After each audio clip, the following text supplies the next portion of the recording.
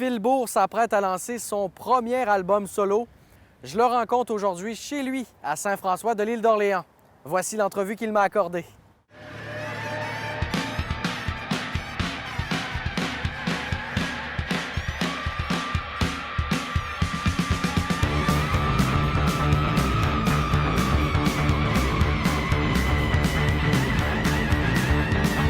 C'est vraiment quelque chose que j'attendais depuis longtemps. Je fais de la musique depuis presque 20 ans, mais toujours avec des groupes. Là, c'est la première occasion que j'ai d'exprimer ce que je ressens avec mes mots, avec mon projet personnel. C'est que je suis vraiment fébrile à l'arrivée de ce premier album-là qui va enfin sortir. Comment tu pourrais nous décrire ton univers à toi, là? Oui, en fait, à la base, mon univers, il est assez tranquille, je dirais. Je suis quand même quelqu'un d'assez posé. Quand je compose, c'est souvent des ballades. Cet album-là, d'ailleurs, c'était ça au début. Mais avec la situation actuelle, j'avais vraiment le goût d'exprimer mon impatience puis mon désir de bâtir un monde meilleur, de bâtir un monde qui laisse plus de place au bien commun, qui s'attaque à la pauvreté pour l'abolir, qui met de côté aussi cette espèce d'univers-là numérique en ce moment qui laisse beaucoup de place à l'intimidation, à la violence. Donc, plutôt que de prendre des balades, ben, j'ai décidé de faire de quelque chose de beaucoup plus rock. Puis il y a aussi que lorsque je composais l'album, j'écoutais beaucoup de musique indépendante québécoise qui est plus dans le rock, comme Fudge, par exemple. Donc, ça m'a beaucoup inspiré pour mon premier album. Et là, comment tu vas le mettre en valeur dans le contexte actuel, là? Comment tu vas justement partager le fruit de ton travail là, aux gens? Qu'est-ce qui est ironique un peu, c'est que moi, je travaille sur ce projet-là depuis quasiment 30 mois. J'ai vraiment monté le premier album pour faire des shows, ce qui en ce moment n'est pas trop possible. Mais tout de même, je me suis adapté rapidement. J'ai tourné un spectacle chez moi ici, virtuel, que je vais présenter pour mon lancement d'album. Puis une autre façon aussi, c'est que pour mon lancement d'album, j'ai décidé de faire un parcours déambulatoire virtuel sur un site qui s'appelle airouverte.québec. Donc, c'est un endroit qui mélange Zelda puis Zoom.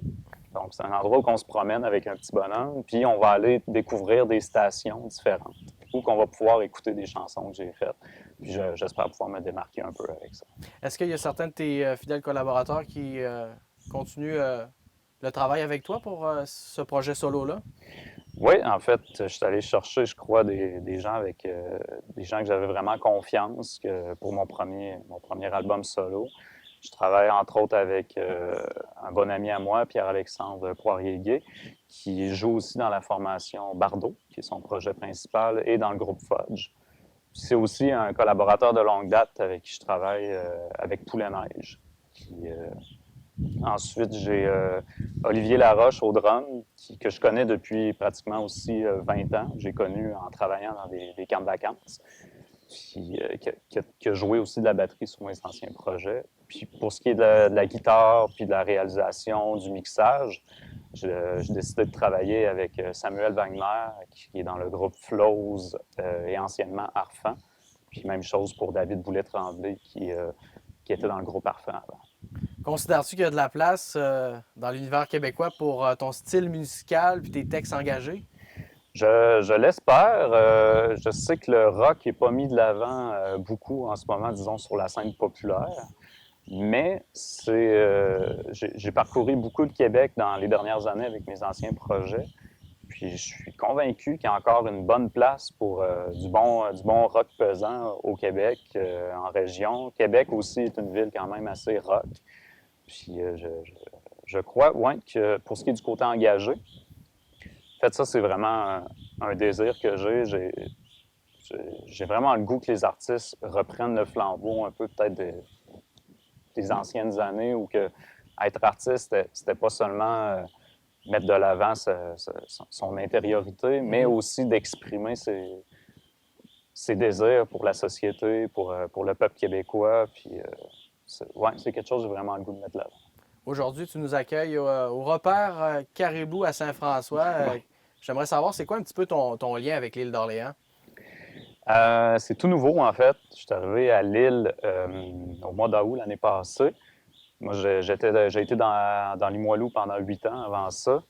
Mais la ville, pour moi, ça devenait de plus en plus difficile. Je suis quelqu'un qui a quand même un grand foisonnement d'idées. Puis en ville, j'étais constamment exposé aux difficultés des pauvres, entre autres, de voir constamment un aménagement du territoire qui est, à mon avis, un peu bafoué en ce moment. Je crois qu'on peut prendre plus soin de notre territoire, faire quelque chose de plus écologique, de plus organique. Puis Limoilou, ben, c'est un des quartiers les plus pollués de Québec aussi. Donc, ça devenait de plus en plus difficile pour moi de me concentrer puis d'avoir les idées claires.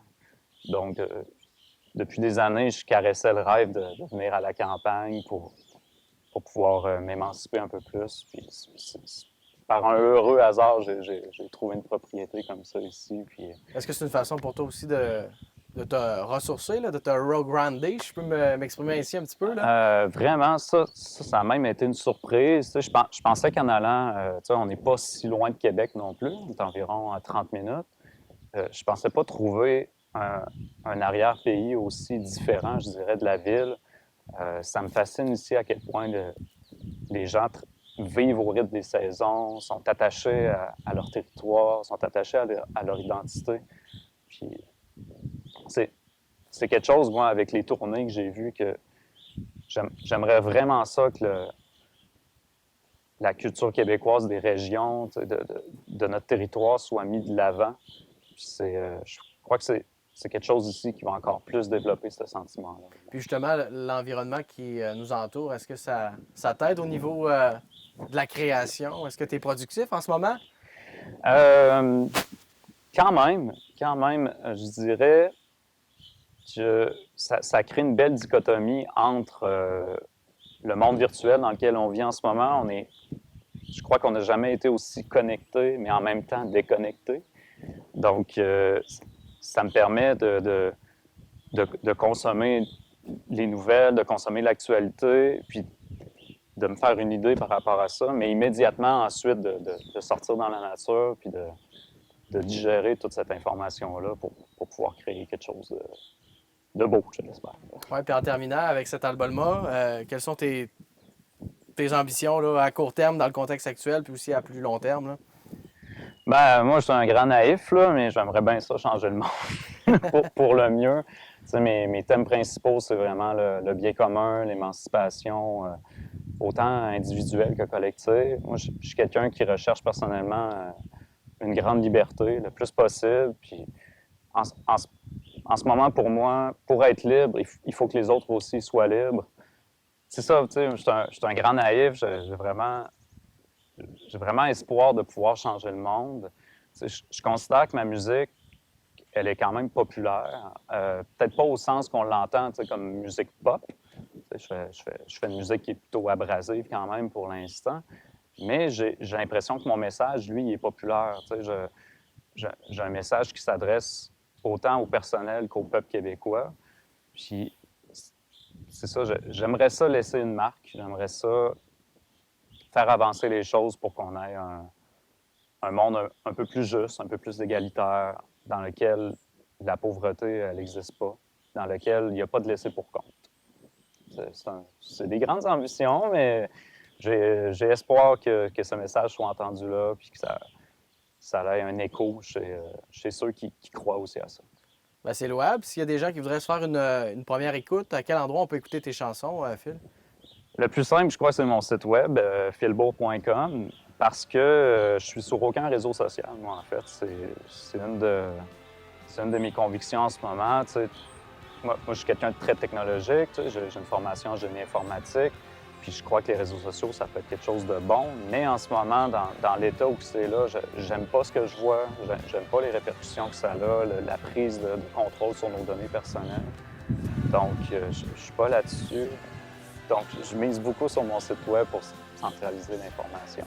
C'est la référence. C'est le bon endroit à aller.